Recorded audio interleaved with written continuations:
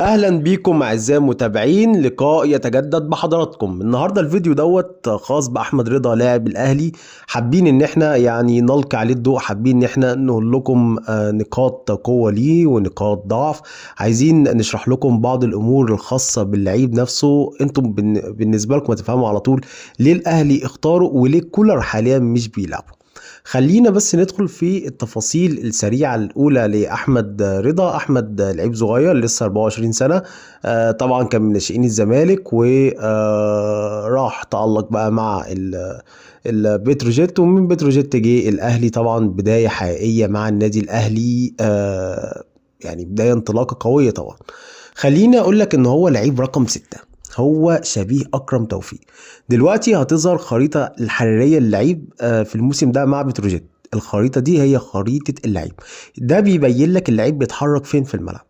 هي حتته قلب الملعب. هو لعيب قشاش بشكل كبير، بيضغط بشكل قوي. هو لعيب بيقدر ان هو يستخلص الكوره، فهو شبيه اكرم توفيق. انا بحاول ان انا ابسطها لحضراتكم عشان اللي مش مستوعب الكلام يستوعبه. هو احمد رضا شبيه لاكرم توفيق، ده بيربط على طول ليه الاهلي اختار احمد رضا. هيكون بديل لاكرم توفيق اللي هو خلاص بنسبه 200% مش هيكون موجود مع الاهلي اخر الموسم، سواء كمل عقده الوقاع مع الشمال القطري او سيرحل لاي فريق اخر احمد رضا لاعب بيجيد الالتحامات واستخلاص الكوره. هو لعيب وسط رخم بمعنى الكلمه، بمعنى الكوره.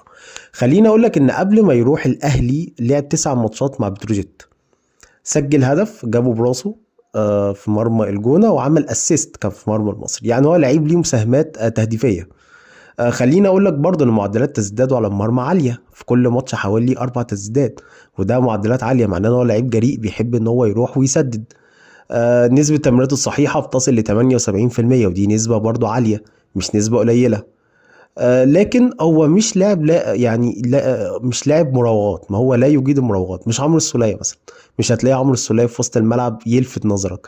مش هتلاقيه مثلا فرجاني ساسي، مش هتلاقيه مثلا حسام غالي. هو لا، هي دي مش بتاعته. هو لعيب بيقطع كويس جدا، بيتوغل، بيشوط، بيقدر ان هو يمرر بشكل كويس. هو ده احمد رضا في نص الملعب، مش نوعية اللعيبة التانية الحريفة. دي نقطة مهمة انا حابب ان انا اوضحها لحضراتكم. معدل استخلاص الكرة، معدل استخلاص الكرة عالي حوالي في الماتش الواحد 7 مرات بحسب احصائياته وده معدل عالي. ما بيرتكبش اخطاء كتيرة، تقريبا نسبة اخطائه خطأ ونص في كل مباراة، وحصل على انذار واحد من بداية الموسم. انا شايف لو لعيب نص ملعب مطلوب. ما عندوش الناحية المهارية، لكن مطلوب، لعيب مطلوب. كولر بيحب نوعيه اللعيبه دي، زي كوكا مثلا وزي اكرم توفيق. هو اللعيبه اللي هي بتضغط وبتروح وبتيجي، بيدي الافضليه اكتر لمروان عطيه، اللي هو يستلم من قلب الدفاع ويمرر يمين وشمال وياخد الكره. هو معلم في الحته ديت.